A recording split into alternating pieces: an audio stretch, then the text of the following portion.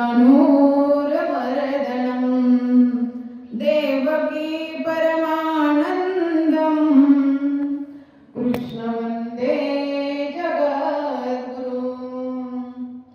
नमो विठ्ठला राजया पांडुरंगा, नमो रुक्मिणी मावली ज्ञानगंगा, नमो पुंडलिका नमो चंद्रभागा,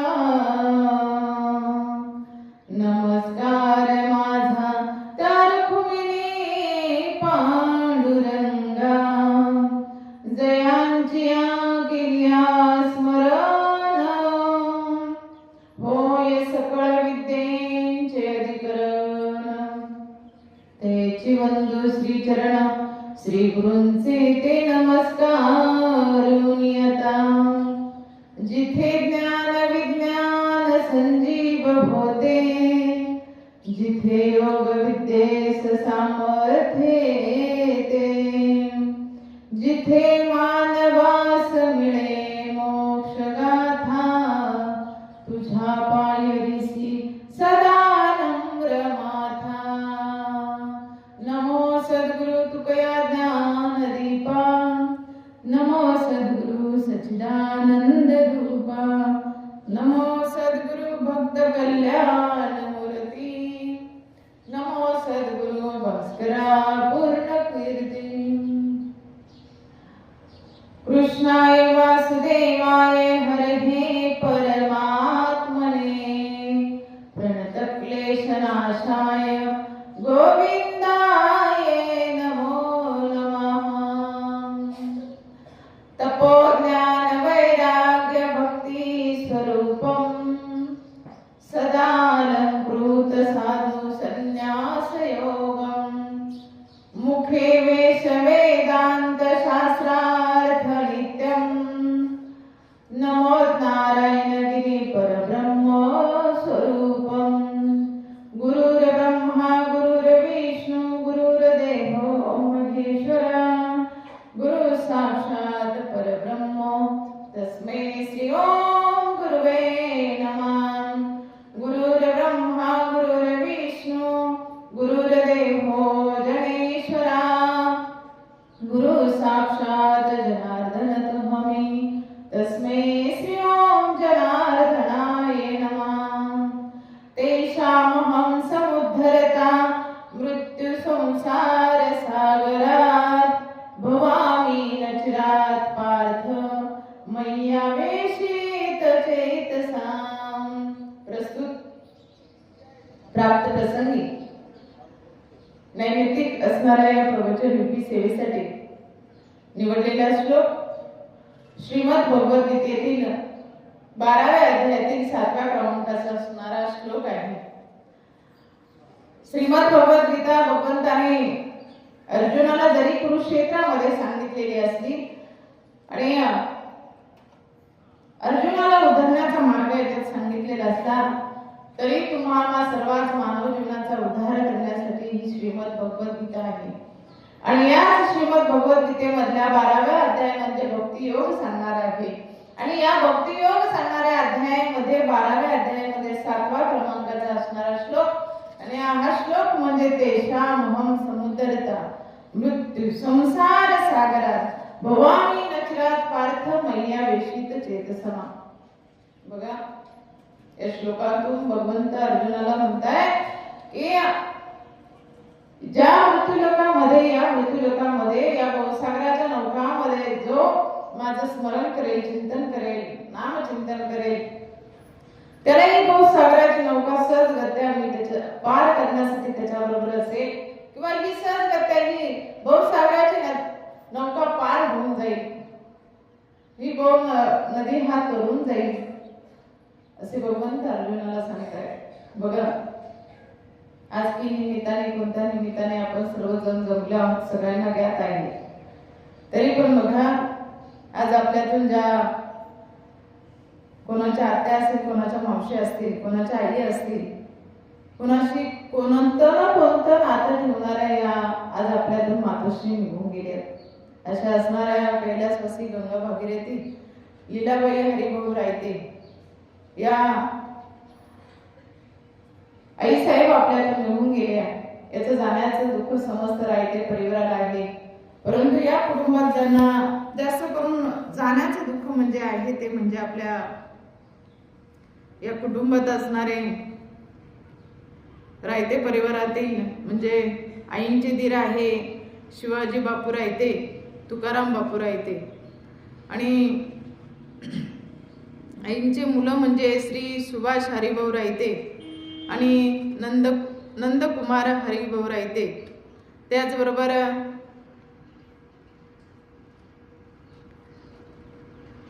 सौ निर्मला विजय दळवी मुलगी आहे. त्याचबरोबर पुतणे आहे भाऊसाहेब दादा असतील, योगेश दादा असतील, राजू भाऊ असतील आणि अशोक दादा, रवींद्र दादा असे समस्त पुतणे परिवार आहेत. त्याच्या पुतण्या आहेत सौ अलका, सौ सुनंदा, गंगा भागीरथी, लताबाई तसेच सौ शोभा अशा पुतण्या देखील आहे आणि समस्त रायते परिवार इथे आहे.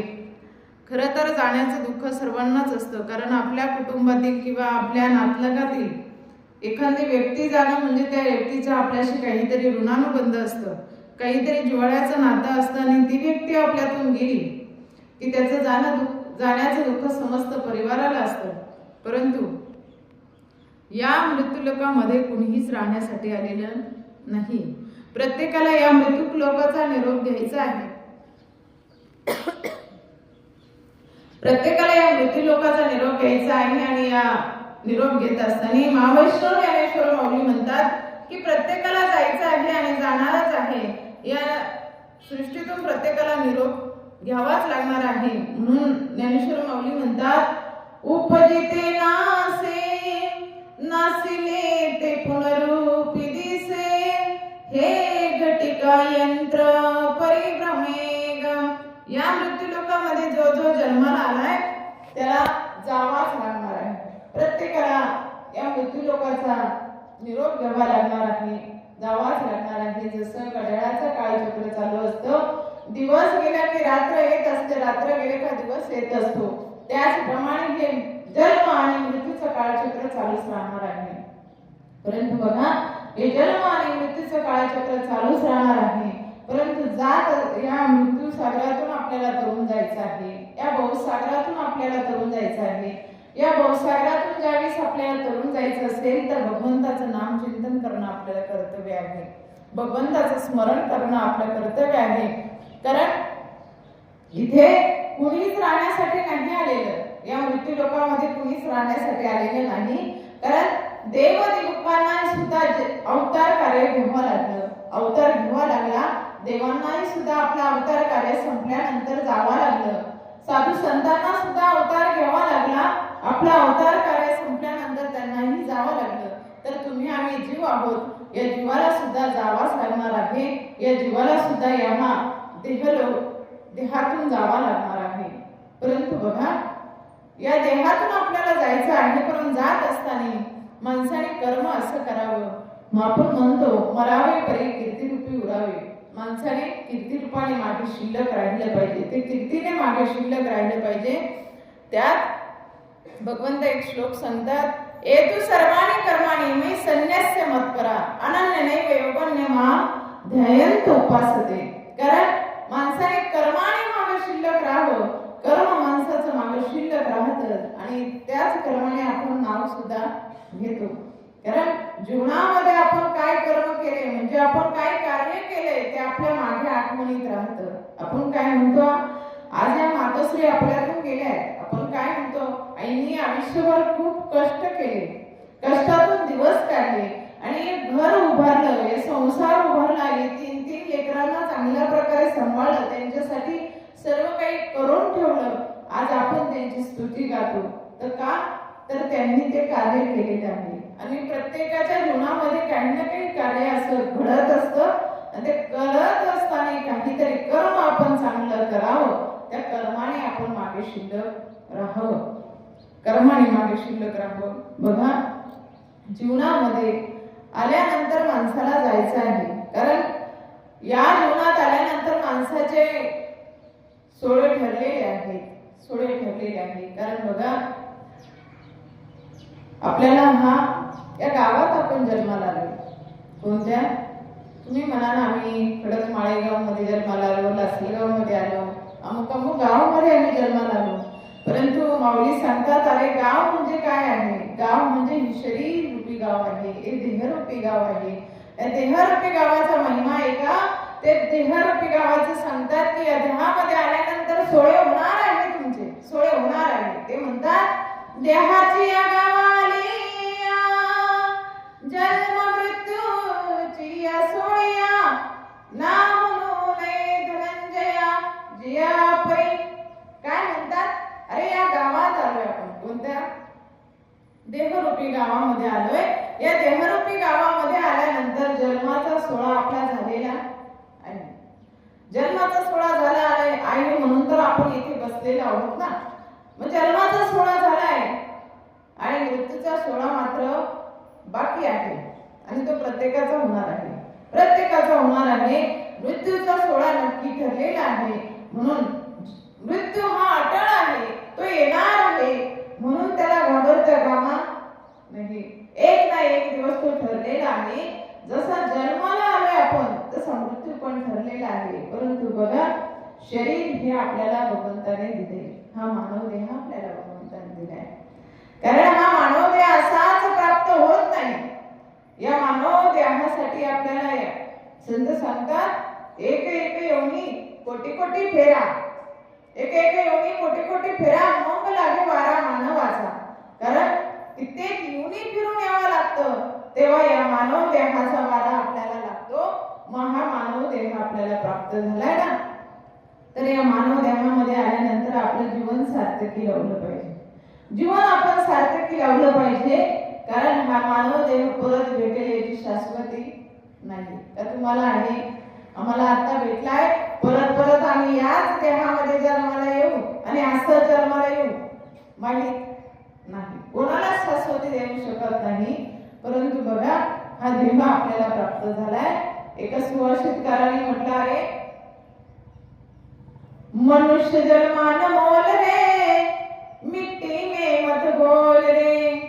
मनुष्य जन्मान मोल रे, मिट्टी में मत घोल रे. अब जो मिला है फिर न मिलेगा कभी नहीं, कभी नहीं, कभी नहीं रे. अब जो मिला है फिर न मिलेगा कभी नहीं, कभी नहीं, कभी नहीं रे. राम नाम तू ले रे, जीवन तेरा तार ले. अब जो मिला है फिर न मिलेगा कभी नहीं, कभी नहीं, कभी नहीं रे. काय म्हटले त्यांनी? आता हा मानव देह भेटलाय, परत भेटेल याची शाश्वती नाही. परत परत आपल्याला हा मानव देह भेटेल याची आपण शाश्वती देऊ शकत नाही. आता भेटलाय ना हा देह, आता सार्थकी लावता आपल्याला आला पाहिजे. या देहाचा कृतार्थ आपल्याला करता आला पाहिजे, कृतार्थ करता आला पाहिजे. बघा, कारण इतर योनींमध्ये देहाचा कृतार्थ करता येत नाही, देह सार्थकी लावता येत नाही. जगद्गुरु तुकोबाराय म्हणतात, अरे जन्माला आलोय ना या देहामध्ये, मानव देहामध्ये, तर हा देह सार्थकी लावा. तुकोबाराय म्हणतात, जन्मा येऊन या देह करा देहाचे सार्थक. जन्माला आलो ना या देहात, तर या देहाचं सार्थक करा. या देहाचं काहीतरी चांगलं करा. या देहाचं सोनं करता आपल्याला आलं पाहिजे, सोनं करता आलं पाहिजे. मग तुम्ही म्हणाल आम्ही देहावरती सोनं करत नाही का? देहावरती आम्हाला अलंकार घालण्याच्या ते सोनं नाही. या देहरूपी सोन्याचं आपल्याला सोनं करता आलं पाहिजे. याचं सार्थकी आपल्याला लावता आलं पाहिजे. कारण हा देह कसा आहे, आता आपल्याला भेटलाय, आता आहे, याचं सार्थकी करता आलं पाहिजे. परत काय आपल्याला भेटेल याचं काय नाही. कारण पशु काय पाप पुण्य झालं ती उत्तम मध्यम भोग भोगिती. पशु पक्ष्यांना याचं ज्ञान नाही, परंतु मानवाला मात्र याचं ज्ञान आहे. तो मानव आल्यानंतर, मानव देहामध्ये आल्यानंतर उद्धारता येतं. नाहीतर आपण बघतो कित्येक प्राणी असतील, त्या प्राण्यांना वाटत नाही प्रवचनात जाऊन बसावं, कीर्तनात जाऊन बसावं, त्या प्राण्यांना वाटणार नाही. परंतु माणसांना मात्र वाटतं. माणसं तिथे येऊन बसतात. म्हणून बघा, आपण देहामध्ये आलो नाही या मानव देहामध्ये, मग याचं सार्थकी लावलं पाहिजे. बघा, हा देह किती अनमोल आहे. भगवंताने आपल्याला हात दिले, हात दिले, त्या हाताने टाळी वाजली पाहिजे, या हाताने दान धर्म आपल्या हाताने घडला पाहिजे. भगवंताने मुख दिले, या मुखाने चांगलं आपण बोललं पाहिजे. कसं बोललं पाहिजे? चांगलं बोललं पाहिजे. महावैष्णव ज्ञानेश्वर माऊली सुद्धा म्हणतात की माणसानं कसं बोलावं, काय बोलावं. या माणसाने असं बोलावं, त्याची वाणी मात्र पवित्र असली पाहिजे, वाणी मात्र पवित्र असली पाहिजे. माऊली म्हणतात, साच आणि मवाळ मी तुले परी रसाळ, शब्द जैसा कल्लोळ अमृताचे. वाणी कशी पाहिजे? साच आणि मवाळ. वाणी साच आणि मवाळ. ज्याची वाणी जर पवित्र असेल, त्या वाणीच्या जोरावरती आपल्या जवळ 10-5 लोक येऊन बसतील. 10-5. एखादी बाई जर फुटकळ तोंडाची असली, तिच्याजवळ कोणी जाऊन बसणार नाही. बसणार मावशी तुम्ही? नाही बसणार. कोणी जाऊन बसणार नाही. अगं बाई, तुझ्या घरी श्रीमंत किती असेल तू तुझ्या घरी, पण कुणी जाऊन बसणार नाही.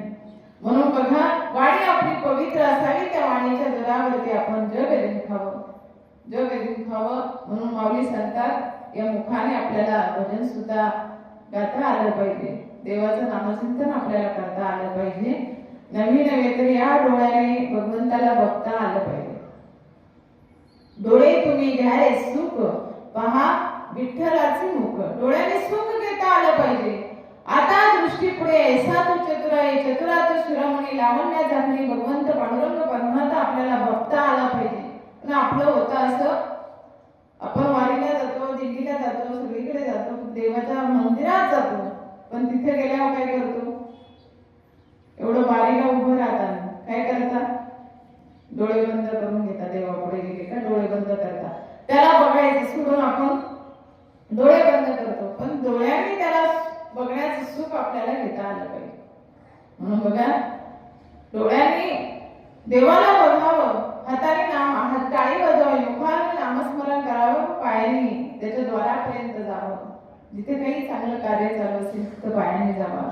म्हणून हे देह आपल्याला चांगला भेटलाय, या देहाची आपल्याला सार्थकता लाभता आली पाहिजे. या देहात आल्यानंतर आपल्याला उपयोग करता आला पाहिजे. बघा, या देहात आल्यानंतर उपयोग आपल्याला करता नाही आला तर आपल्याला किती वेळा जन्मा यावे, किती वेळा फजिती करून घ्यावी. जन्माला येतानाही फजिती आहे, जातानाही फजिती आहे. पुनरुपी जननम पुनरुपी मरणम, जन्मी जठरे जठरे शरणम, ये संसारे खलदुस्तारे. आपण जन्माला यायचं आहे, जायचं आहे, या सुद्धा आपल्याला काय आहे? यातना आहे, त्या सहन करावं लागतील. म्हणून बघा, आपल्याला या देहात आल्यानंतर आपल्याला जायचंच आहे. म्हणून हा देह आपल्याला सार्थकी लावता आला पाहिजे. म्हणून बघा, तुम्ही म्हणा आम्ही देह सार्थकी लावता येईल, आमचा कुठं वेळ चाललाय आहे, परंतु या देहात आल्यानंतर देहाचा भरोसा आहे का? नाही. या देहाचा भरोसा नाही. हा देह कधी जाईल सांगता येणार नाही. म्हणून या देहात आल्यानंतर देह सार्थकी लावता आला पाहिजे. बघा,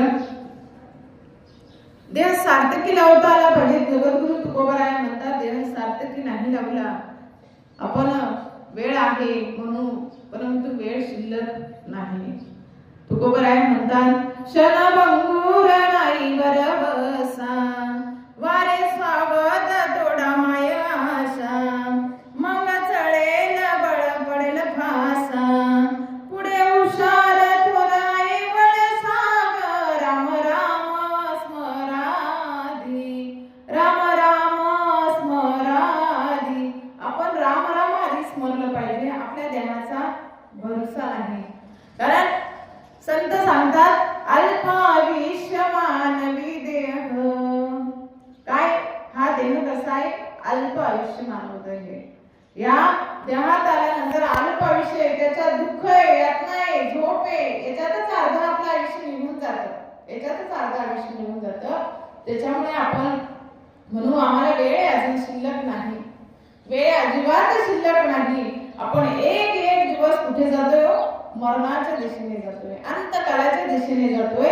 आणि या अंतकालाच्या दिशेने जात असताना बघा, आपण भगवंताचं चिंतन केलं पाहिजे. वेळ सरून जाते. तुम्ही म्हणाल आम्हाला 100 वर्षाची गणना, भगवंताने आम्हाला आयुष्य दिले 100 वर्षाची, 100 वर्षाचं आयुष्य दिले. पण या 100 वर्षाच्या आयुष्यामध्ये प्रत्येकाला 100 वर्ष जगायला भेटेल याची शाश्वती नाही. याची शाश्वती ना तुम्ही आम्ही कोणी देऊ शकत नाही. म्हणून या देहाचा भरोसा नाही हो, देहाचा भरोसा नाही. हा देह जाणार आहे, देह जाणार त्याची काळोबा खाणार जाणार आहे. हा देह काळ टपलेला आहे. कारण संत सांगतात घडोघडी काळ वाट्याची पाहे, अजून किती आहे अवकाश. तो काळ टपलेला आहे, घडी घडी क्षणाला वाट बघत आहे. म्हणून आपण या भवसागराची नौका तरून जायचे आहे तर क्षणाला आपण विचार केला पाहिजे. बघा विचार असा आपण केला पाहिजे. कारण तुकोबराय म्हणतात क्षणोक्षणी हाची करावा विचार करावया पार भवसिंधू. काय म्हणतात की क्षणाला आपण विचार केला पाहिजे. भाऊ नदीची नौका आपल्याला तरून जायची आहे, भाऊ नदीची नौका तरून जायचे. म्हणून आपण श्लोक देखील सेवेसाठी घेतलेला आहे. तेषाम समुद्रता मृत्यू संसार सागरात. या भवसागरातून आपल्याला तरून जायचे. मृत्यू संसार सागरात भवामी नचनात पार्थमयी याविषयी चेतसा. कारण भवसागरातून आपल्याला तरून जायचे तर आपण विचार केला पाहिजे. मग आता तुम्ही म्हणाल आम्ही विचार करत नाही का? आम्ही विचार करतो आम्ही आता इथे बसलेलो आहोत म्हणून काय आम्ही इथेच आहोत का? नाही. आम्ही इथेच आहोत का? नाही. आमच्या विचाराने आम्ही सुद्धा आता भरकटलेलो आहोत. आमच्या विचाराने आम्ही बसलेलं आमचं शरीर इथे असेल पण शरीराने इथे आहे, मनाने आहेत का? नाही. मनाने कोण कुठे असेल अरे कोण आता वावरत असेल, कोण काही पाणी भरत असेल, कोण स्वयंपाक करत असेल, आमकं राहिलं तमकं राहिलं. कोणी इथे नाहीये. शरीराने इथे असलं परंतु हे मन बडा काय आहे चंचल आहे. हे मन बडा चंचल आहे, एका जागेवर स्थिर थांबत नाही. तुम्ही म्हणा आम्ही विचार करतो ना. बघा एक दृष्टांत तुम्हाला सांगून जाईल. विचार आम्ही करतो आणि तसाच विचार आम्ही देखील केला. आम्ही आईच्या गर्भात असताना विचार आम्ही केला. आम्ही आईच्या गर्भात विचार केला. अरे घेईन विचार वयाच्यासाठी तेव्हा तुझी चरण सेवा साधवया तेव्हा विचार केला. कारण आम्हाला यातना त्रास सहन नव्हता होत ना. आईच्या गर्भामधला तो मळमूत्रामधला असणारा त्रास आम्हाला सहन नव्हता होत. तेव्हा आम्ही देवाला विनंती करत होतो अरे भगवंत आम्हाला जन्माला घाल. तो काय देशी तेव्हा असं श्री उदार तो भगवंत घेतल्याशिवाय काही द्यायला रिकामा नाही. तो वचन घेतो. काय देशी तुला जन्माला घालतो, वचन घेतो. तेव्हा तू म्हणतोस अरे मी तुझा जन्म घेईन तर तुझी चरण सेवा साधण्यासाठी जन्म घेईन. परंतु बघा आपण विसरून जातो. एक दृष्टांत सांगून जाईल. असाच नामचिंतनाच्या उद्देशाने जडभरत राजा आलेला असतो. जडभरत राजा नामस्मरण करावं या उद्देशाने जडभरत राजा आलेला असतो. आणि तो जडभरत राजा नामचिंतन करण्यासाठी जंगलाच्या दिशेने जातो. परंतु बघा नामचिंतन करण्याच्या उद्देशाने जातो. नामचिंतन मात्र तो सुरू करतो. प्रसन्न असं वातावरण आहे. गंडकी नावाची नदी खळखळ पाण्याने वाहते आणि वाहत असणाऱ्या नदी पात्राजवळ झाडे झुडपे वेली पशु पक्षी सगळं किंचित असं छान वातावरण तिथे आहे बघा. आणि अशा वातावरणामध्ये तो जडभरत राजा नामचिंतन करतोय. परंतु नामचिंतन करत असताना जडभरत राजाला उपदेश मिळाला. एक प्रसंग असा घडला. जडभरत राजा बघतोय समोर तर एक हरिण आपल्या पाडसाला जन्म देते. एक हरिण आपल्या पाडसाला काय करते? जन्म देते. आणि जन्म देता क्षणी ते पाडस पडणार आहे कुठे? नदी पात्रामध्ये पडल्यानंतर त्या पाडसाचा मृत्यू होईल हे राजाने बघितलं. आणि राजा उठला आणि राजाने ते पाडस उचलण्यासाठी राजा गेला.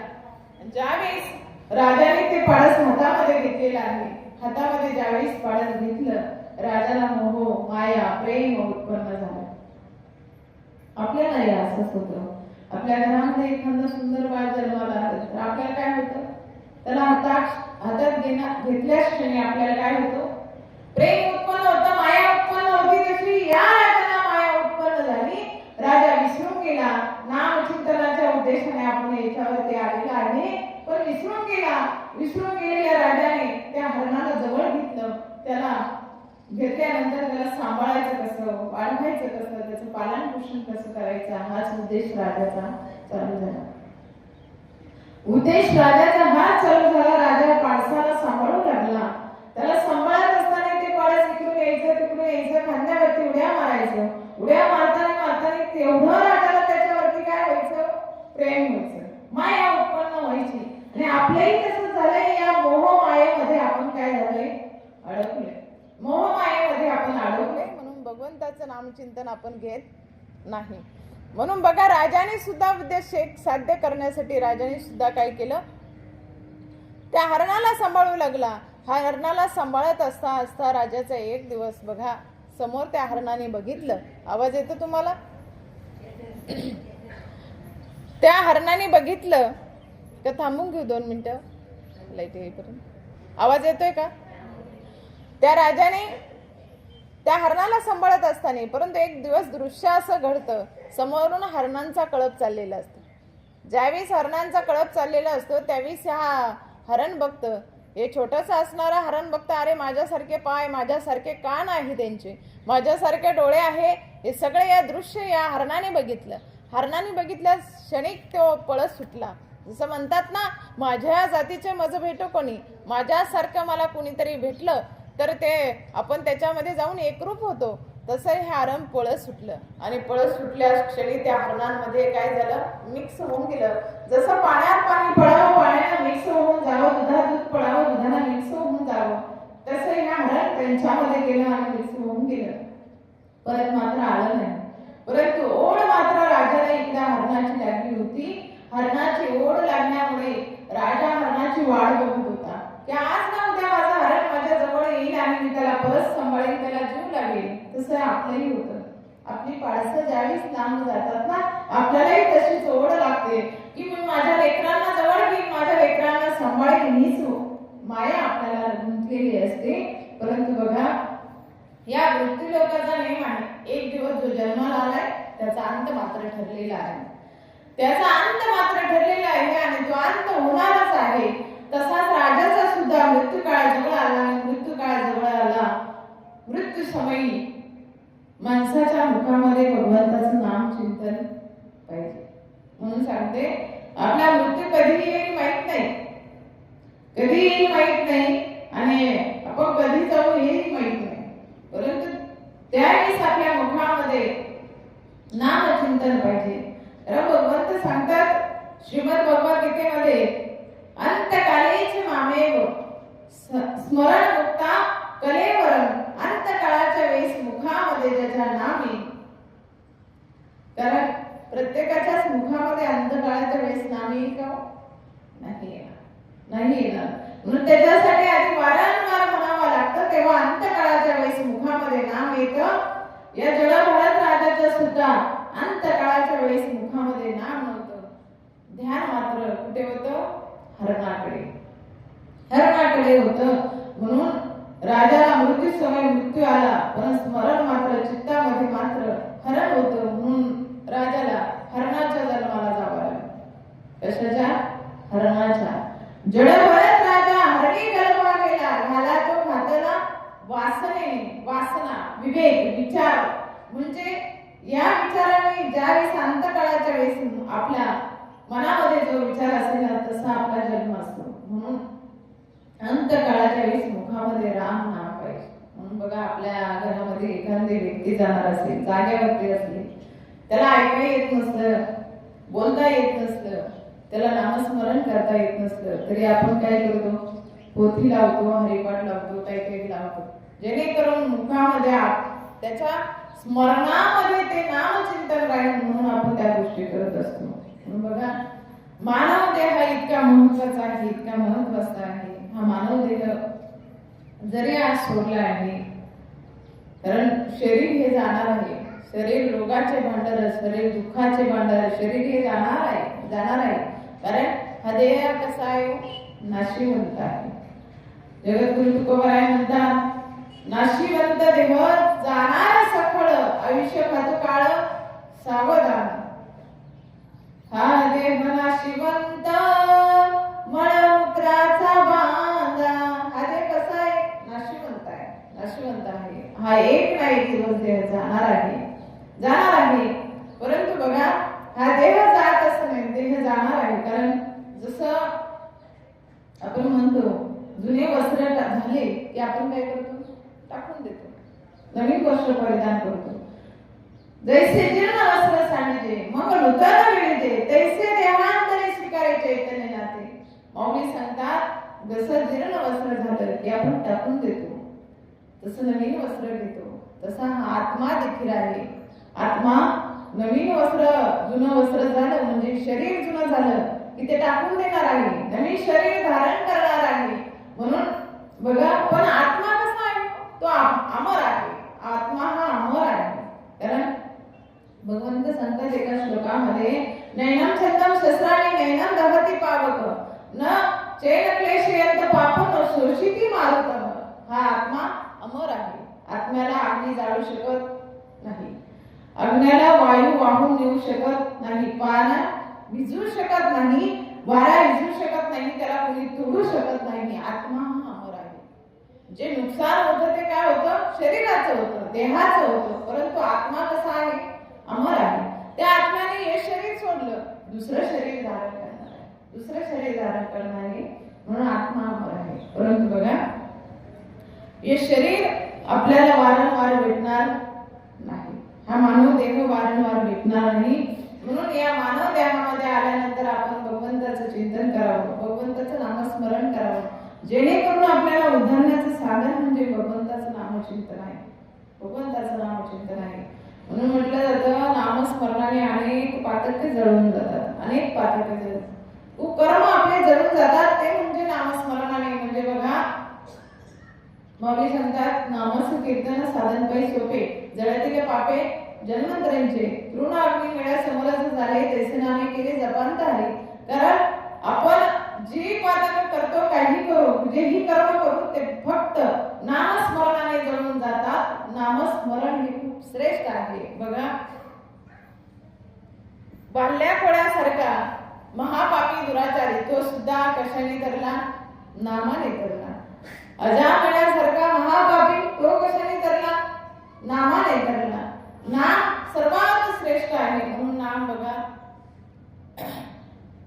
नाम आपण घेतलं पाहिजे, नाम घेतलं पाहिजे. म्हणून नाम तुझे रे, नाम तुझे रे, नाम तुझे रे, नाम तुझे रे नारायणा, नाम तुझे रे, नाम तुझे रे, नाम तुझे रे, नाम तुझे रे नारायणा. पोळी पाषाणासी पाना, पोळी पाषाणासी पाना, नाम तुझे रे, नाम तुझे रे, नाम तुझे रे, नाम तुझे रे नारायणा.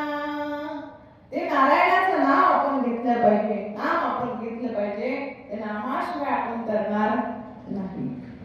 म्हणून नाम आपण सदैव मुखामध्ये नाम आपल्या असलं पाहिजे. ते नाम आपल्याला अंतकाळाच्या वेळी सुद्धा आहे.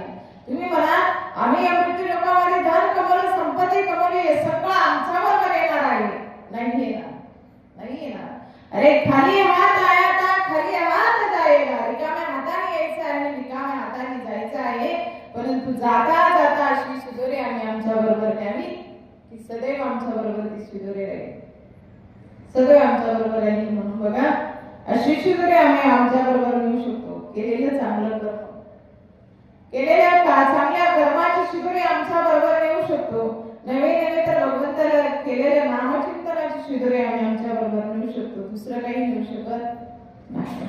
म्हणून कर्म आपलं, मी सांगितलं, एकू सर्वाणी कर्माणी. आपण जे कर्म करतोय ते आपल्या बरोबर येणार आहे. ते कर्म आपल्या बरोबर येणार आहे.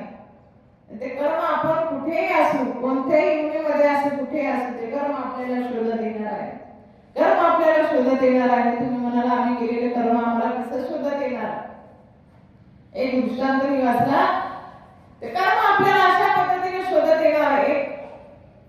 हजारो गायींचा कळप असू द्या, हजारो गायींचा कळप असू द्या, आणि त्या गायीमध्ये एक व्यालेली गाय असू द्या, व्यालेली गाय असू द्या, ती व्यालेली गाय ज्या वेळेस समोर येते ना, ते वासरू सोडलं ना, ते वासरू सोडल्या क्षणी पळत सुटतं. हजारो गायींमध्ये फक्त आपल्या आईला शोधतं, आईला शोधतं आणि आपल्या आईकडे ते जातं. म्हणून आपण किती, तुम्ही म्हणाल लाखो कोटी लोक या जमिनीवरती आहे, या सृष्टीवरती आहे, मृत्यू लोकांमध्ये आहे. मग आमचं कर्म आम्हाला कसं काय शोधत येणार आहे? आपलं कर्म असंच आपल्याला शोधत येणार, असंच शोधत येणार, ते बरोबर आपल्याकडेच येणार. म्हणून जीवनामध्ये आल्यानंतर चांगलं कर्म करायचं, जेणेकरून ते कर्माची शिदोरी आपल्या बरोबर येईल, त्याचा पुण्याचा साठा आपल्या येईल. जो दान धर्म आपण करू त्याचा पुण्याचा साठा आपल्या बरोबर येईल. नवीन आपण जे कर्म करू ते चांगलं आपल्या बरोबर येणार आहे. जे धन आपण कमवू, जे नामचिंतनाचं धन आपण करू, कारण परमार्थ धन, परमार्थ पेक्षा मोठं धन कोणतंच नाही. तुम्ही म्हणा आम्ही भरपूर इस्टेट कमवली, भरपूर जमीन घेतली, आम्ही बंगला बांधला, गाडी घेतली, आम्ही सोनं नाणं काय काय केलं, आमच्या बरोबर नाही येणार. तुम्हाला सांगू, आपल्या जवळचे येणार, आपल्या बरोबर रडणार, आपल्या जवळ रडणार, आपल्या जवळचं सगळं काढून घेणार आहे. काहीच आपल्या बरोबर राहणार नाही, काहीच राहणार नाही. ते राहील फक्त बघा, पवित्र अशी तुळशीची माळ आपल्या गळ्यामध्ये असावी, पवित्र अशी तुळशीची माळ आपल्या गळ्यामध्ये असावी. कारण तो असा अलंकार आहे का आपल्या गळ्यातून कोणी काढणार नाही. काढेल मावशी म्हणत चला द्या 70-80 हजाराचा येईल, घ्या काढून असं म्हणणार आहे का? नाही म्हणणार. अरे पवित्र असा तुळशीचा अलंकार कोणीही गळ्यातून काढून घेणार नाही. म्हणून तो अलंकार आपण परिधान करावा. हे बाकीचे अलंकार कितीही परिधान आपण केले तर शेवटी काढून घेतले जाणार आहे. तो अलंकार कोणी काढणार नाही, म्हणून तो घालावा तुळशी माळा, गोपी चंदन टिळा, धनी कनमळा वैष्णवांचा. तो आपल्या जवळ असताना बाकी काहीच नाही, बाकी काहीच आपल्या बरोबर येणार नाही, ते मात्र आपल्या बरोबर येणार आहे. म्हणून आपण भगवंताचं चिंतन करावं, नामस्मरण करावं, जे भगवंताला आवडतं. आवडे दिवस एका तो प्रकार नामाचा उच्चार रात्रंदिवस. देवाला काय आवडतं? रात्रंदिवस त्याची केलेली भक्ती आवडते, त्याचं केलेलं स्मरण आवडतं, म्हणून ते आपण करावं, ते आपण करावं. आपण खरं तर मानव देह इतका चांगला आहे, इतका चांगला आहे. या देहात आल्यानंतर खूप काही करता येतं. या देहात आल्यानंतर आपल्याला मोक्ष प्राप्तीची साधना करता येते, मोक्ष करता येतं, मोक्ष मुक्त होता येतं या देहात आल्यानंतर. म्हणून या देहात आल्यानंतर नामचिंतन करावं. हा देह किती पवित्र आहे, किती पवित्र आहे बघा. हा देह इतर पशु पक्ष्यांमध्ये संस्कार वगैरे काही नसतं बरं का, परंतु या मानव देहामध्ये आल्यानंतर या मानव देहाचे सोळे केले जातात. सोळे याच्यावरती संस्कार होतात. 16 संस्कार या मानव देहामध्ये सांगितलेले आहेत. या मानव देहावरती 16 संस्कार सांगितलेले आहे. या मानव देहावरती जन्माला येण्याच्या अगोदरपासून संस्कार सांगितलेले आहे. आईच्या गर्भात साठवला तेव्हापासून संस्कार आहे, तेव्हापासून संस्कार या देहावरती होतात. 16 संस्कार या देहावरती होत असतात बरं का. परंतु आपण बघा 3 संस्कार आपले ठरलेले आहेत, त्याच्यात 2 मात्र निश्चित आहे, जन्म आणि मृत्यू. मी सांगितले देहाच्या गावामध्ये आले जन्म आणि मृत्यूचा संस्कार ठरलेला आहे. हे 2 संस्कार नेमकी होणारच आहे, निश्चित आहे. बाकीचे मधले नाही झाले तरी हे 2 होणार आहे. म्हणून बघा मानव देहामध्ये आल्यानंतर 16 संस्कार त्याचे होतात. एवढा पवित्र मानव देह, एवढा पवित्र मानव देह. या मानव देहातून आत्मा परमेश्वर निघून गेला तरी या देहाचे संस्कार होतात, या देहाचे संस्कार होतात. म्हणून बघा या देहाला जन्माला आल्याबरोबर त्याच्यावर संस्कार होतात, परंतु गेल्यानंतर सुद्धा संस्कार होतात. की या देहातून आत्मा निघून गेलाय असाच पशु पक्ष्यांसारखा आपण पुढे टाकून देतो का? नाही. त्या देहावरती संस्कार होतात. त्या देहावरती पहिला संस्कार होतो बघा, तुषावर्धन संस्कार होतो. कोणता? या देहावरती तुषावर्धन संस्कार होतो, म्हणजे त्या देहातून आत्मा परमेश्वर निघून गेला. देह बघा ना किती पवित्र आहे, त्याच्यात तो आत्मा आहे तोपर्यंत त्या देहाची किती लवचिकता असते, किती लवचिकता असते, किती त्या देहावरती प्रेम असतं, किती त्या देहावरती सोळे असतात, त्या किती देहावरती प्रेम केलं जातं, परंतु त्याच देहातून आत्मा परमेश्वर निघून गेला की त्या देहाला नाव सुद्धा शिल्लक राहत नाही. त्या देहाला आपण म्हणतो बॉडी. काय म्हणतो? बॉडी. ती बॉडी कुठपर्यंत आली, कुठे आली ती बॉडी म्हणतो, त्याला नावाने सुद्धा ओळखलं जात नाही.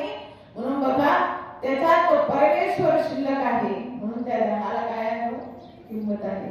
एक असंच आठवलं म्हणून एक दृष्टांत सांगून जाईल. यावेळेस आत्मा परमेश्वराला किती किंमत आहे. एकदा लक्ष्मी माता आणि भगवंत ज्यावेळेस चर्चा करत असताना लक्ष्मी माता म्हणाली, या मृत्यू लोकांमध्ये सगळी लोक माझ्या मागे पळतात, माझ्या मागे धावतात, माझ्यासाठी अहोरात्र एक रात्र दिवस एक करतात. करतो की नाही आपण? धन लक्ष्मी कमवण्यासाठी आपण अहोरात्र एक करतोय, अहोरात्र एक करतो, त्याच्यासाठी कपड्या करतो, चोऱ्या करतो, इकडचं तिकडे करतो. काय नाही करत आपण लक्ष्मी प्राप्त करण्यासाठी सगळं काही करतो. म्हणून या लक्ष्मीला सुद्धा अहंकार झाला. ही लक्ष्मी म्हणू लागली, लोक सगळी माझ्या मागे पळतात, माझ्या मागे पळतात. भगवंत म्हणाले तसं नाही लक्ष्मी, लोक तुझ्या मागे पळत नाही. मी त्यांच्या जवळ आहे म्हणून ते तुझ्या मागे पळतात. मी आहे विराजमान म्हणून तुझ्या मागे पळतात. परंतु लक्ष्मीला तिच्या गर्भाचा अहंकार कमी होईना. परंतु चर्चा करत असताना अशाच वेळी फिरत असताना एक अंतयात्रा झाली. काय चालली? अंतयात्रा. अंतयात्रा चाललेली होती. चालत असताना बघू सगळे म्हणत होते राम नाम सत्य आहे, राम नाम सत्य आहे. शेवटी काय सत्य आहे? तेच सत्य आहे. परंतु आपल्याला तरी मान्य नाही, लक्ष्मीला तरी मान्य नाही. राम नाम सत्य आहे तरी मान्य नाही, कारण ते सत्यच आहे. कारण म्हटलं जातं सत्य तू सत्य तू सत्य तू विठ्ठला. कारण सत्य आहे ते पूर्वी सत्य होतं, आताही सत्य आहे, पुढेही सत्य असणार आहे. म्हणून सत्य तू सत्य तू सत्य तू विठ्ठला, तो परमेश्वर सत्य आहे. परंतु लक्ष्मी मातेला मान्य नव्हतं. लक्ष्मी माता म्हणाली माझाच वर्चस्व या मृत्यू लोकांमध्ये आहे, माझंच वर्चस्व आहे. त्यावेळेस अंतयात्रा चाललेली असताना लक्ष्मी माता म्हणाली बघा आता माझा प्रभाव काय आहे, माझा प्रभाव काय आहे ते बघा. लक्ष्मी माताने 50च्या नोटांचा पाऊस पडायला सुरुवात केली हळूहळू. आणि छोटी छोटी लेकरं त्याच्यामध्ये चाललेली होती. ती लेकरं म्हणाली 50च्या नोटाही चला गोळा करा, चला गोळा करा. गोळा करायला सुरुवात केली. मोठी माणसं काही वाटली नाही. नंतर 200च्या नोटा पडायला लागल्या, 200च्या 100च्या नोटा पडायला लागल्या. आता आमचं महिला मंडळ म्हटलं आम्ही कवर उभं राहायचं, आम्ही कवर या नोटांकडे पाहिजे. आमचं महिला मंडळ सुद्धा काय झालं, वाकलं आणि हळूहळू नोटा गोळा करायला लागलं. माणसं म्हणाली महिला मंडळ गोळा करताय, आपण कुठे लाजवाणी करायचं, आपण कुठे लाजवाणी कार्य करायचं नाही. नाही आम्ही नाही गोळा करणार. माणसं म्हणाली.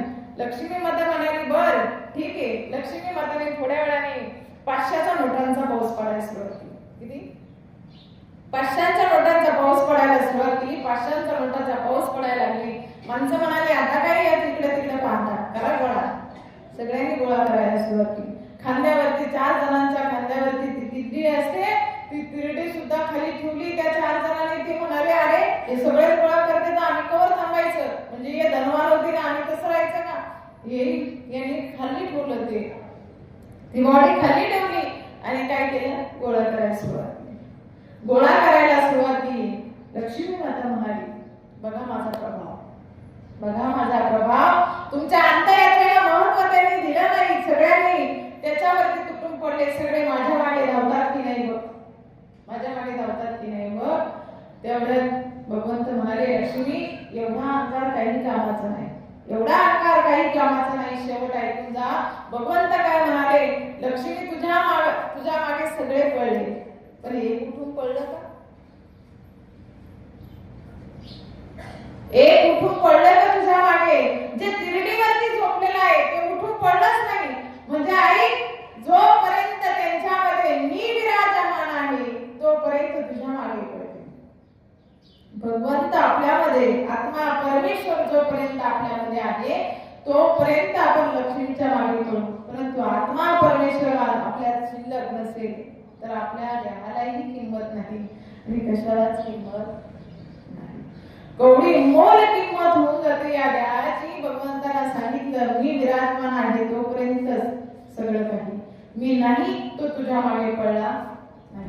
म्हणून या देहामध्ये आत्मा परमेश्वर आहे तोपर्यंत या देहाचे सोळे होतात, या सोळ्याचे संस्कार होतात. या देहाला या देहाचे सगळे लाड पुरवले जातात की नाही.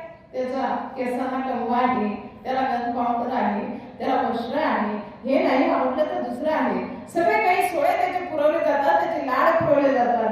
परंतु बघा त्याच्यामध्ये हा शिल्लक आहे, तो गेला, याची किंमत शून्य. आपण ठेवतो त्याला किती देखणा देह आहे, किती प्रिय देह आहे, किती आवडीचा देह आहे, तरी 4-2 तासामध्ये आपण घराच्या बाहेर काढतो. कोण काढतं? आपलीच माणसं काढतात. ठेवतात का? नाही, खूप चांगला होता ठेवा असं म्हणतो का? नाही. खूप विचारिक होता ठेवा असं म्हणतो का? नाही. आपली माणसं बाहेर काढतात, कारण त्याच्यामध्ये तो शिल्लक आहे. तोपर्यंत त्याची पूजा, त्याची आरचा, तो गेला की काही शिल्लक नाही. म्हणून त्याला मानलं पाहिजे.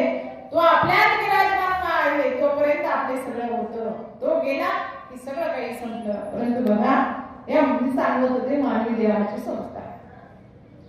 त्याच्यातून मानव देहातून जा आत्मा परमेश्वर होऊन गेला का त्याची किंमत शून्य होते. त्याला तो देह कडक व्हायला सुरुवात होते. म्हणून आपण करत जातो कुशावेदन संस्कार म्हणजे तूप लावणं, मीठ लावणं, त्याला मोठं ठेवणं, हा संस्कार म्हणजे कुशावेदन संस्कार. नंतर त्या देहाला बाहेर काढलं जातं. त्या देहाला बाहेर काढल्यानंतर त्याच्यावर केलं जातं उष्णतापक स्नान संस्कार. बरं आता सांगा, उष्णतापक स्नान संस्कार करतो त्या देहाला थंड काय उष्ण काय काही कळतं का? काही संवेदना शिल्लक नसतात. तरी पण त्या देहाला उष्णतापक स्नान संस्कार आपण करतो. उष्ण पाण्याने त्याला आंघोळ घालतो. म्हणून त्याला संस्कार केले जातात. उष्णतापक स्नान पुढे जाऊन त्या देहाला आपण वस्त्र घालतो, नवीन वस्त्र घालतो. ते नवीन वस्त्र घालतो, त्याची आरती करतो, पूजा करतो. नवे मुखामध्ये तुळशी पत्र देतो. मगाशीच मी सांगितलं तुळशीचं महत्व किंवा तुळशी माळेचं महत्व सांगितलं. तुळशी पत्र मुखामध्ये दिलं जातं. तर मानवी देहाला किती द्वार आहेत? 9 द्वार आहेत. या मानवी देहाला 9 द्वार आहेत. आणि हा देव आता निजुरी माणसं सांगतात की बघा आता हा व्यक्ती जाणार आहे, याचा कानाचा पडदा काय पडला, कानाचा चापा पडला, आजी सांगतात की नाही, नाकाचा शेंडा पडला. 9 द्वार आहे. या 9 द्वारांमध्ये मानवाचा देह जात असतो. कोणत्या तरी एका द्वारामध्ये सूक्ष्म शरीर, सूक्ष्म रूपाने तो देह जात असतो, तो आत्मा जात असतो. म्हणून बघा त्या मुखातून जीव गेला तर माणूस म्हणतो त्याचं तोंड उघडं राहिलं. परंतु मानव देह हा असा नाशवान आहे. आता तुम्ही मला इतक्या वेळा सांगितलं एवढा देह चांगला आहे, एवढा देह चांगला आहे, आणि आता नाशवान कसं काय म्हणताय? कारण हा देह नाशवंत आहे, नाशवान आहे. आणि नाश का नाशवान आहे? तर प्राणी सडायला तरी वेळ लागेल, पण माणसाच्या शरीरातून वास यायला वेळ लागत नाही. कारण त्यांनी खाऊ नाही ते खातं, पेऊ नाही ते पितं, असे काम ते करतात. म्हणतो नाशवानच आहे, नाशवान आहे तो देह. लवकर कुजणारा देह हा मानव देह आहे. परंतु या मानव देहाच्या मुखामध्ये तुळशी पत्र दिले जातं. कारण तुळशी ही आयुर्वेदामध्ये पुढे आहे, वैज्ञानिक दृष्टीने पुढे आहे. त्याचबरोबर तुळशी ही पवित्र आहे म्हणून ती मुखामध्ये दिली जाते. तुळशी पत्र मुखामध्ये दिलं जातं. त्याच्या कपाळी गंध लावला जातो. अनेक छोट्या मोठ्या विधी आपण तिथे करत असतो.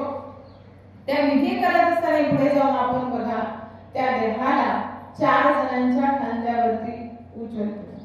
4 जणांच्या खांद्यावरती उचलतो आणि त्या देहाला आपण अमरधामाकडे घेऊन जात असताना शेवटी काय म्हणतो? राम नाम सत्य आहे. राम नाम सत्य आहे. आणि एक गोष्ट आपण म्हणतो, मगाशी मी तुम्हाला सांगितलं जीवनामध्ये चांगलं कर्म आपण करावं. ते कर्म आपण मेल्यानंतर उच्चारलं जातं.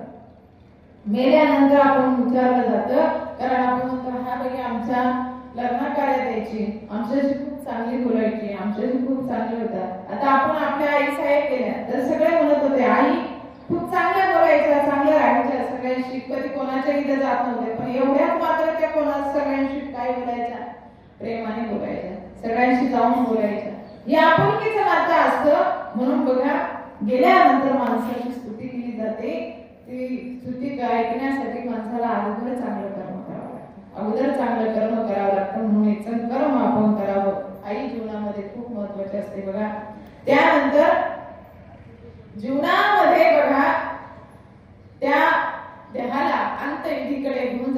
अंत्यविधीकडे घेऊन गेल्यानंतर तिथे आपल्याला अंत्यविधीच्या ठिकाणी अंत दहन करत असताना तिथे आपण अग्निदान देतो. अग्निदान देत असताना त्यानंतर एक घागर खांद्यावरती घेतली जाते.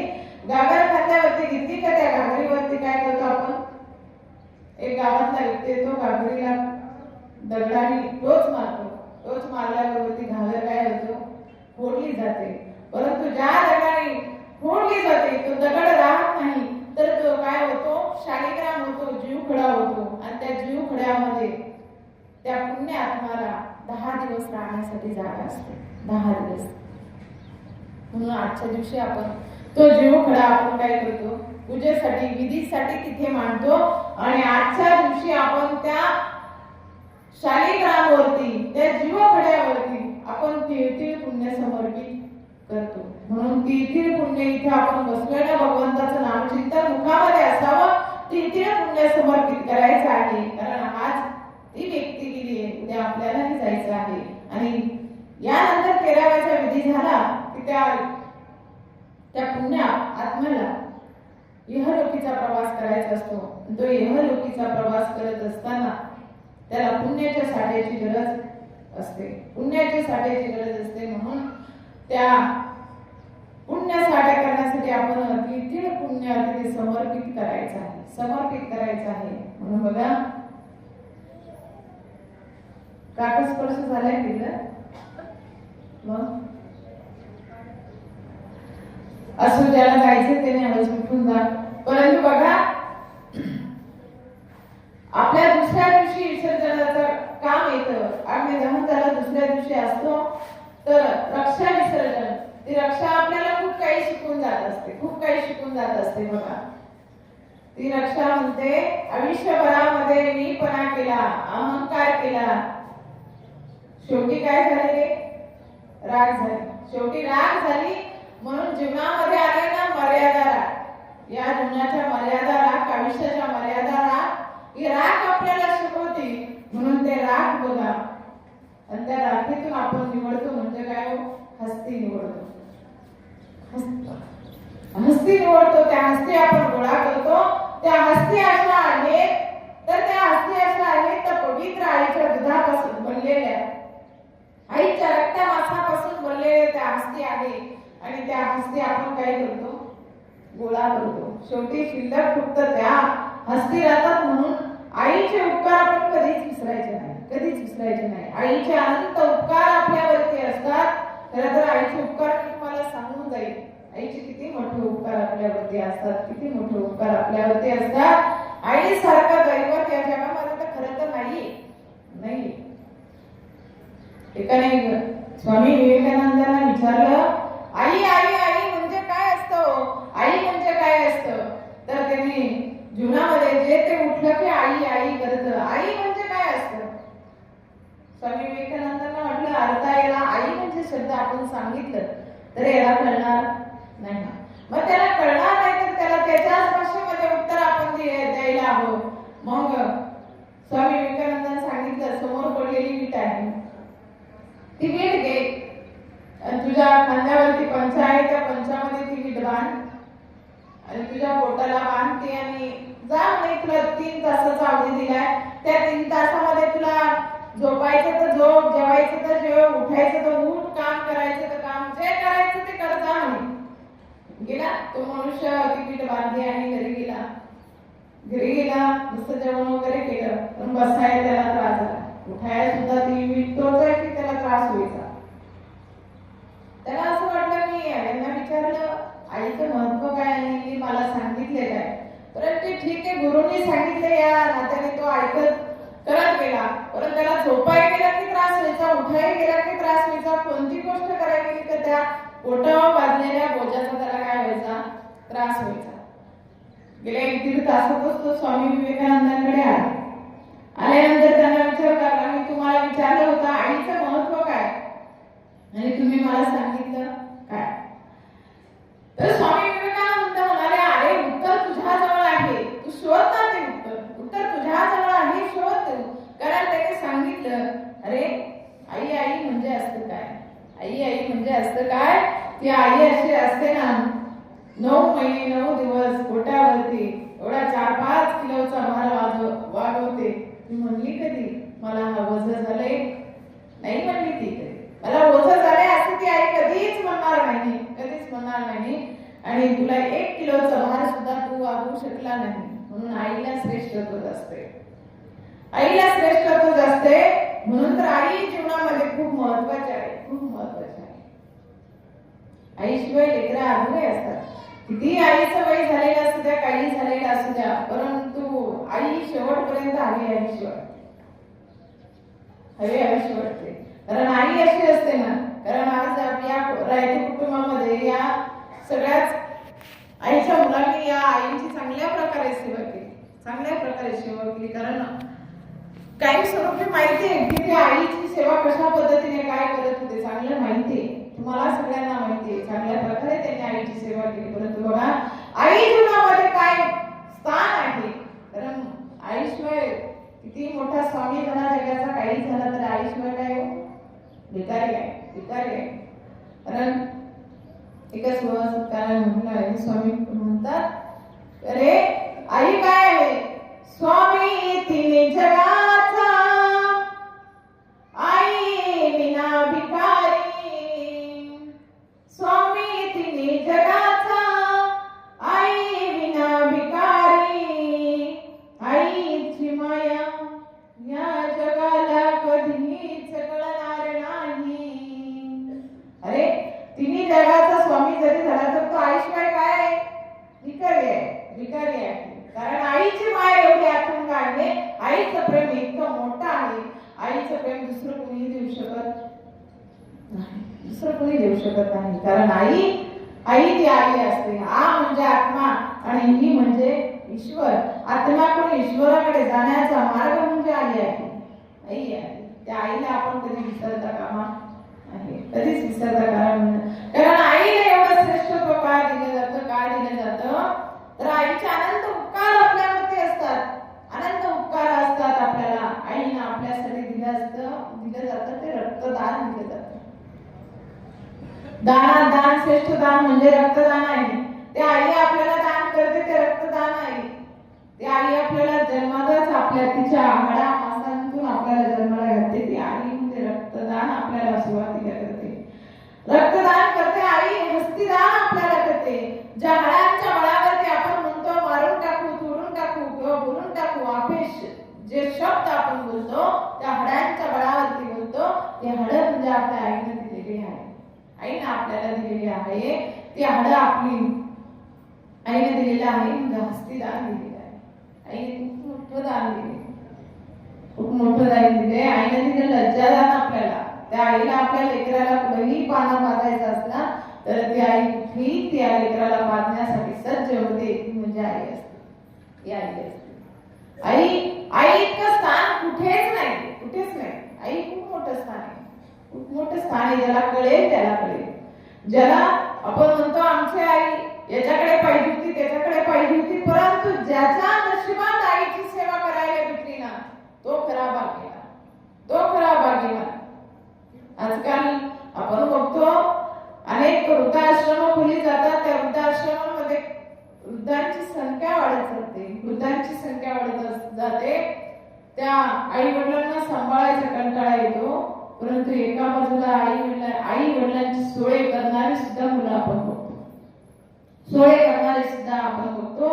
आज ज्या भूमीमध्ये म्हटलं जातं मातृदेव भव पितृदेव भव, मातृतुल्य पितृतुल्य मानणारी या भारत भूमीमध्ये आई वडिलांसाठी जर वृद्धाश्रम खोलत असली तर त्याच्या इतकी खंताची बाब नाही. आज आपण आमच्या तिथे बघतो एवढ्या वृद्धाश्रमांमध्ये वृद्धांची संख्या वाढत चालली आहे, एवढी संख्या वाढत चालली आहे की 4-4 मुलं असून सुद्धा आईला सांभाळत नाही, वडिलांना सांभाळत नाही. खंत वाटते, खंत वाटते की नको आमची आई अशी बोलते तशी बोलते. खरं पाहिलं तर या रायते कुटुंबाचं किती कौतुक करावं तेवढं थोडं आहे, कौतुक करावं. कारण मागच्या वर्षी आई एवढ्या मी पाहिलं एवढ्या आजारी पडल्या होत्या, एवढ्या आजारी पडल्या होत्या. त्याही दुखण्यातून आई उठल्या, त्याही दुखण्यातून. अरे मी प्रत्यक्ष होते.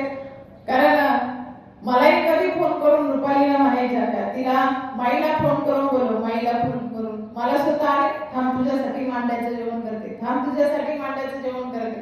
म्हणजे ती एक त्यांची आपुलकी, प्रेम होतं, जिव्हाळा होता. आयुष्यभरामध्ये जे प्रेमाने वागले, आयुष्यभरामध्ये त्यांनी जे मुखातून चांगलं नाम त्यांनी घेतले, त्याचं फळ खरं तर चांगला गोड दिवस झाला. शुद्ध एकादशीच्या दिवशी त्यांना देह त्यांचा आत्मा त्यांचा जावा, हे पवित्र दिवशी त्यांचा आत्मा जावा. प्रत्येकाच नशिबात तेही येतं असं नाही. आणि सहज मरण यावं एवढं सोपं, मरण यावं एवढं सोपं नाही. म्हणून आई जीवनामध्ये खूप महत्वाची आहे, खूप महत्वाची आहे.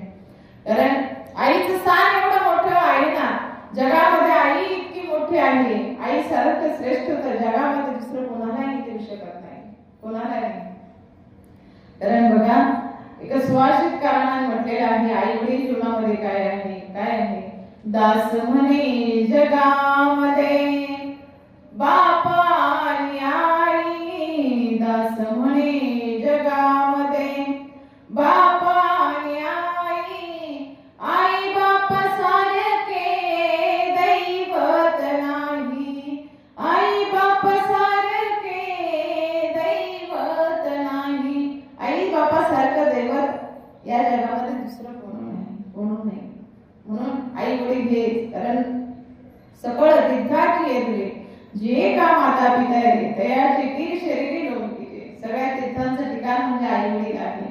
आणि जो खऱ्या आई वडिलांची सेवा करील ना, त्याला सगळ्या तीर्थांचं पुण्य प्राप्त होतं. बरं का, पुण्य प्राप्त होतं. पण आपण होतंय असं, आई वडिलांची सेवा सोडून आपण भरकटल्याने इकडे तिकडे जाय, हे कर ते कर. परंतु आईची सेवा आपल्याला होत नाही, वडिलांची सेवा आपल्याला होत नाही, पण तिथे सगळं पुण्य आहे. अरे पुंडलिके काय केले, परब्रह्म उभे केले. पुंडलिकाने काय केलं, परब्रह्माला उभं करण्याची ताकद म्हणजे आई वडिलांची सेवा आहे. म्हणून आई वडिलांची सेवा आपण करावी. काका स्पर्श झालाय तिकडे, हा का तुम्ही इकडे आले म्हणून मला असं वाटलं. वाहणार आहे का? अच्छा. म्हणून बघा, आई वडिलांच्या सेवेत जे पुण्य आहे ते इतर कुठेही नाही. म्हणून आईची सेवा आज या आयते कुटुंबाने केली, त्या मुलांनी केली, नवीनंतर आज सुनाने सुद्धा केली आहे, सुनाने सुद्धा सेवा केली आहे. कुणीही या आईच्या सेवेमध्ये कधी कंटाळा केला नाही, कधी नाही. म्हणून बघा, आज एवढा जनसमुदाय येथे जमलेला आहे, तर या आईंना शेवटची श्रद्धांजली वाढण्यासाठी जमलेला आहे. शेवटची, कारण ते प्रेम जिव्हाळा असायला लागतो. आयुष्यामध्ये आपण काय कमवले काय नाही हे खूप महत्वाचं असतं. म्हणून मी मगाशीच सांगितलं, श्लोक सुद्धा त्याच्यासाठीच घेतला की देशाला समुद्रता मृत्यू संसार सागरात बोवामी लचरात पार्थ मैया वेशित चेतसमा. आपण हा श्लोक बहुसागराची नौका आपल्याला तरुण जायची आहे, तर जीवनामध्ये कर्म चांगलं करावा, आई वडिलांची सेवा करावी, भगवंताचं चिंतन आपण करावं. हे सगळं करत असताना आपण दान धर्मही केला पाहिजे. बघा, सांगून जाईल 2 मिनिटं घेऊन तुमचे. लासलगाव येथे आपले जयजनार्दन अनाथ विद्यार्थी आश्रम आहे आणि या अनाथ विद्यार्थी आश्रमाशी या रायते कुटुंबाचा एक जिव्हाळ्याचं प्रेमाचं नातं आहे. आणि हे प्रेमाचं नातं कायमस्वरूपी ह्या परिवारातील माणसं तिथे दान धर्म करतात. त्या आश्रमाची कुठली गरज असेल तर ती भागवण्याचा प्रयत्न हा रायते परिवार करत असतो. म्हणून आजही येथे मी आले तर यांच्याशी माझं प्रेमाचं ऋणानुबंध नातं आहे. म्हणून बघा, आज या मातोश्रींना शेवटची श्रद्धांजली वाहण्यासाठी आज काय नाव तुमचं?